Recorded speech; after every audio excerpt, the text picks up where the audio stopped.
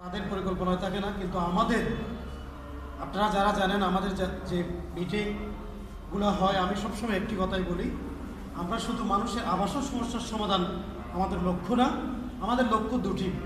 একটি হচ্ছে সর্বপ্রথম হচ্ছে একটা দিনী পরিবেশ সৃষ্টি করা, আর সবার মধ্যে একটা সামাজিক এবং বসবাসকারী যারা থাকবেন তাদের মধ্যে একটা আর্থিক হৃদয়গ্রাহী সম্পর্ক গড়ে তোলা। তো আলহামদুলিল্লাহ আপনারা নিজেরাই দেখতেছেন আমাদের আগের প্রজেক্টগুলো এবং সদ্য যেটা হয়েছে সেটার মধ্যে অল্প দিনের মধ্যেই যারা পারস্পরিক যোগাযোগ যারা উঠেছেন তাদের মধ্যে চমৎকার একটা বোঝাপড়া হয়েছে।